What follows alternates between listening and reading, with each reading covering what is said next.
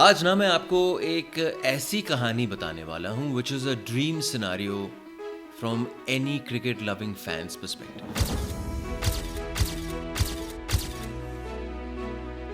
I was lucky enough जब आखिरी बार भारत और पाकिस्तान ने एक दूसरे के सामने मुकाबला खेला था चैंपियंस ट्रॉफी के खिताब के लिए।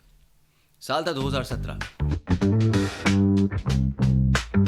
मुकाबला खेला गया इंग्लैंड के ओवल के मैदान में और आमने सामने थे भारत और Pakistan. And as luck would have it, I was there to witness everything first hand. मेरा नाम अर्जुन पंडित है। पिछले 15 सालों से मैं स्पोर्ट्स ब्रॉडकास्टिंग कर रहा हूँ, चाहे वो क्रिकेट वर्ल्ड कप्स हों, चाहे वो IPLs हों, चाहे वो इन स्टूडियो वर्क हो या वो ऑन ग्राउंड वर्क हो। एंड मेरे चैनल को आपके सामने लाने का यही मकसद है। All the stories, all the experiences and all the nuggets that I pick up from the former players, from the current players, from the people you love to watch on your TV screens, मेरे channel के द्वारा वो सब आपके लिए मैं लाने का प्रस्ताव करता। तो कहानी शुरू करते हैं। 2017 का साल था और मैं ना एक स्पोर्ट्स चैनल के लिए काम कर रहा था। This was my first big assignment to be sent abroad. मुझे चुना गया टू सो टू इंग्लैंड जब चैंपियंस ट्रॉफी खेले जाएंगे। वहाँ पे मेरा काम था एज ऑन ग्राउंड रिपोर्टर। तो कभी मैं बाहर जा रहा हूँ, क्राउड के साथ नाच रहा हूँ, कभी मैं जा रहा हूँ क्राउड के साथ बातचीत कर रहा हूँ, कभी गुस्से वाले बंदे मेरे साथ हैं, कभी कोई बदतमीजी कर रहे हैं मेरे साथ, कभी एक बंदे ने तो पप्पी दे दी यहाँ पे। जब बर्मिंघम में भारत का पहला मुकाबला उस चैंपियंस ट्रॉफी का, उसको मैं कवर करने के लिए गया। Nonetheless it was a good tournament, Bharat के नजरिए से अच्छा टूर्नामेंट था। बर्मिंघम में जब पाकिस्तान के खिलाफ खेले थे तो वहाँ पे भारत ने उस मुकाबले को डोमिनेट किया था। तो लग रहा था from the start of that tournament कि भारत के लिए बड़ा ही अच्छा ये प्रतियोगिता होने वाला है। और वो जो चैंपियंस ट्रॉफी का जो खिताब इंग्लैंड में जीता था उससे पहले, शायद इस बारी उसका रिपीट हमें मिलने वाला है। तो as the tournament went on, of course India and Pakistan looked like the teams to beat. And so it happened. Come that final, India versus Pakistan. The biggest rivalry in sport. On paper, India looked like the favorites going into the tournament. India looked like the favorites to go and lift the trophy at the Oval. तो दिन की शुरुआत हुई और मेरे को भेजा गया एक ओपन टॉप बस परेड में। मुकाबला शुरू होने में आई थिंक अभी भी 2.5-3 घंटे बचे हुए थे। मेरे को भेज दिया गया एक ओपन टॉप बस परेड में। बस परेड में इंडियन फैंस बहुत सारे थे एंड सब नाच रहे थे, कूद रहे थे। ओपन टॉप बस परेड में as we were getting closer to the Oval, slowly भीड़ बढ़ने लगी।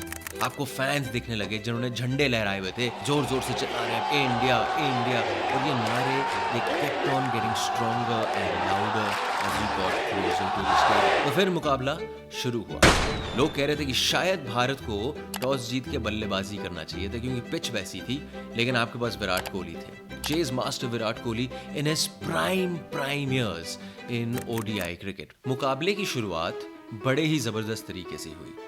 मुकाबले के चौथे ही ओवर में जब जसप्रीत बुमराह ने गेंदबाजी करी, उन्होंने फखर जमान को कॉट बिहाइंड किया and out went a roar, a loud ferocious roar and the Indian flags were waving all around. पहला विकेट मिल गया, but slowly but surely it all died down क्योंकि पता चला that was a no ball, which meant Fakhar Zaman had got another opportunity and boy did he make it count.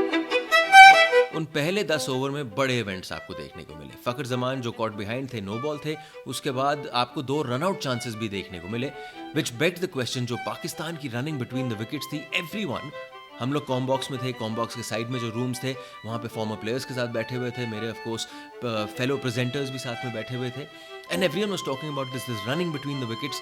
एक वो कहते हैं ना, एक श्योरिटी नहीं थी, एक कंफ्यूजन सी दिख रही थी। More than halfway through that Pakistani innings कहीं ना कहीं एक जहन में आ गया था। This was that time 300 was being hit.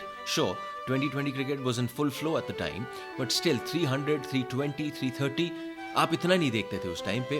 But Pakistan looked on course to getting a 300 plus target, और उसके बहुत बड़े किरदार थे फखर जमान जिन्होंने सेंचुरी मारी। That for getting him a century. मुझे याद है उस टाइम पे मैंने उस मुकाबले के बाद फखर जमान से बातचीत भी करी थी और उनको याद था। हाल ही में मैंने अभी IL T20 करी है दुबई में और वहाँ पे डेजर्ट वाइपर्स टीम के लिए खेल रहे थे। 2017 में जो बातचीत करी थी मैंने इंसान से, 2025 में जब उसके बाद दूसरी बारी मेरी मुलाकात हुई है उसके साथ फील्ड पर, पहली बात आके मुझे कहता है आपको याद है हमने 2017 में एक दूसरे के साथ बातचीत करी थी। मैंने कहा क्या बात है भाई, मुझे तो याद था, तो मेरे को लग नहीं रहा था कि आपको याद होगा, but the man remembered everything.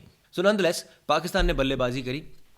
बल्लेबाजी करते फखर जमान के 114 रन की बदौलत उन्होंने बना लिए 338 रन। और आपको बताऊं उस टाइम पे जो मिड मैच शो होता है, करीबन 40 मिनट का शो होता है, उस time the broadcasters they asked me कि go down, try to get the vibe of the Indian fans, क्या चल रहा है इंडियन फैंस को लेकर। एंड अक्सर मैं जब मैं इंडियन फैंस के साथ जाता हूँ तो बड़े आसानी से ये सब चीज़ें हो जाती हैं, because they all willing to come. आपकी टीम अच्छा कर रही होती है, everyone's in a good vibe, तो आप डांस कर रहे होते हो, हंसी मजाक चल रहा होता है। लेकिन इस बारी वाइब बड़ी क्वाइट थी, बहुत ही चुपचाप सा सीन था। इनफैक्ट मेरे को पुश करना पड़ा कि यार कुछ तो करो जो फैंस के दिल में चल रहा होता है, which might be excessive from your point of view, but सच्चा चल रहा होता है दोस्त। इसीलिए आप उसको ना कभी भी निगेट नहीं कर सकते। उस टाइम पे आपने देखा हाफ स्टेज पर कि भाई भारत को, पाकिस्तान को चैंपियंस ट्रॉफी के फाइनल में हराना बहुत ही ज़्यादा मुश्किल लग रहा है। 339 eight that time seem like an uphill task. तो वो जो मायूसी थी वो फैंस के चेहरे पे साफ झलक रही थी। And that is the beauty of fans, that is the beauty of fandom in sport, कि जो आपके सामने दिखता है that is exactly what you are feeling, that is exactly what you are feeling for your team, and that is exactly what you are feeling at that present time.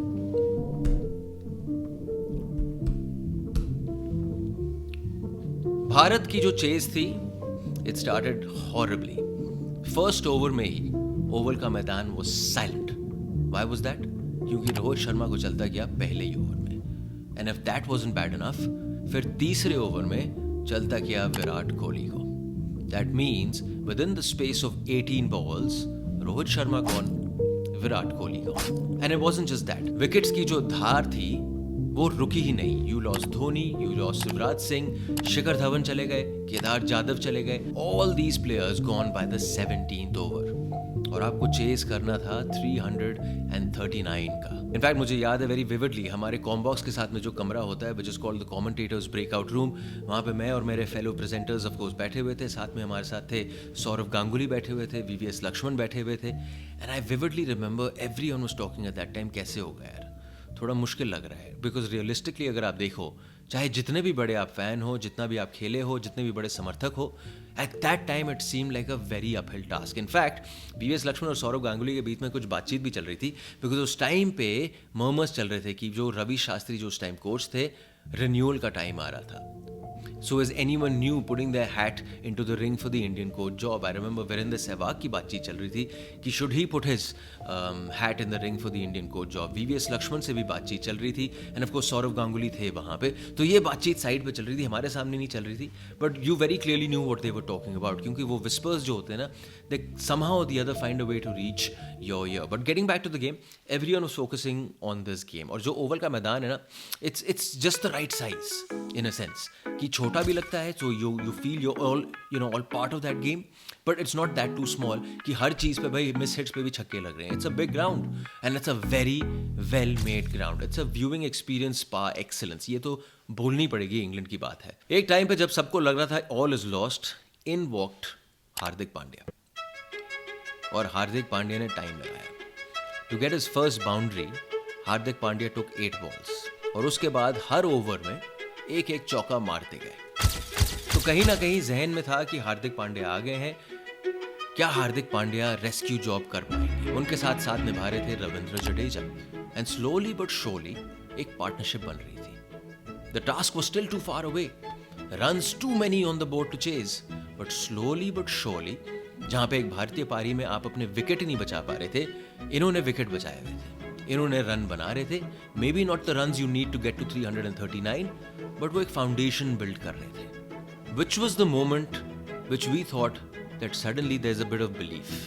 वो belief आई 23rd over में। गेंदबाजी कर रहे थे Shadab Khan, Hardik Pandya known to take on spinners। आप जानते हो कि हार्दिक पांड्या के सामने स्पिनर को लगाया दोस्त, तो स्पिनर को आप कहीं ना कहीं सूली पर चढ़ा रहे हो, और सूली पर चढ़ाए गए शादाब खान। उस 23rd ओवर में हार्दिक पांड्या ने लगाए 3 लगातार छक्के, और जब ये पांड्या साहब मारते हैं ना तो जोर जोर से मारते हैं दोस्त, और फिर at the end of that over एक चौका भी मारा। तो कुल मिला के 22-23 रन आए थे उस ओवर में। And I remember at that time sitting with all my friends and people who of course we were working with, where we all looked at each other and we said, yaar, game on. But then came the reason you and I watch sport. देखो, जो आप भारतीय समर्थक हो, पाकिस्तानी समर्थक हो, वो दूसरी बात है, but the reason you and I watch sport, चाहे आप स्टेडियम में बैठ के देख रहे हो, चाहे अपने घर में बैठ के देख रहे हो, is because of the unpredictability. Sport में ना जब आपको लगता है कि गाड़ी ऐसी चल रही है, sport has this very solid power कि सडनली आपके सामने यू टर्न आ जाएगा। यू टर्न मार के जो चीज़ आपने नहीं सोची थी वो हो जाएगा और आपको समझ में नहीं आएगा हुआ क्या। But that is the beauty of sport and that is the reason we play sport and that is the reason we keep coming back to it day in and day out. 27वें over में Ravindra Jadeja strike पे थे। रविंद्र जडेजा ने covers पे shot मारा और उन्होंने देखा नहीं दूसरे एंड पे हार्दिक पांड्या है कि जिन्होंने ऑलरेडी शुरू कर दी थी अपनी रन। कॉल किया गया था, Ravindra Jadeja had call for the run, but by the time he was ball watching, not looking at Hardik Pandya who had already made more than halfway through to get that run, Ravindra Jadeja वापस मुड़ के अपने crease में चले गए। सो इन a sense वो जो एक फोटो है जो आपके सामने लगेगी, दोनों ही भारतीय बल्लेबाज, चाहे वो रविंद्र जडेजा हो या वो हार्दिक पांड्या हो, both have come into the same end। Pakistan ने बॉल आराम से पकड़ी, गेंदबाज को दी and Hardik Pandya was adjudged run out।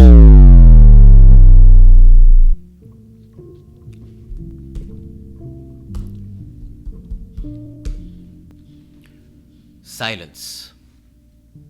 Complete silence. Yes, there were Pakistani fans in the stadium. Yes, they were celebrating. But even then, from a sportsman's perspective and from a sports lover's perspective, it was complete shock. Hardik Pandya को you would have expected, बड़ा shot मार रहा है, छक्के मारने की कोशिश कर रहा है, बाउंड्री लाइन पे पकड़ा गया है, still understood. जो मिक्सअप वहाँ पे with one of India's most athletic cricketers is not something you would have thought of. वो फोटो जो है will forever be etched in Indian cricket's memory, will forever be etched in the minds of an Indian cricket lover. और जो गुस्सा उस time पे हार्दिक पांड्या की शक्ल पे दिख रहा था, मेरे ख्याल से हर कोई जो स्टेडियम में था they could see that. He was not happy. In fact, कुछ सालों बाद जब संजय बांगर जो इस टीम के बैटिंग कोच थे, उनसे पूछा गया कि how angry was Hardik Pandya at the time, तो उन्होंने कहा he was extremely happy, but here's the silver lining. He did not take out his anger on his teammate, i.e. Ravindra Jadeja. He was angry that he couldn't finish the game for India. उस time पे 76 run बनाए थे और जो target था अभी भी 200 run आगे था। पर आप बिलीफ देखो ना यार, एक जो बिलीफ होती है is what separates the best from the rest, the high performer from the normal performer. And with that, it sealed a very famous win for Pakistan. It feels like ages back जब ऐसा मुकाबला देखने को मिला, and that is forever going to be one of the finest cricket games I have watched in my life.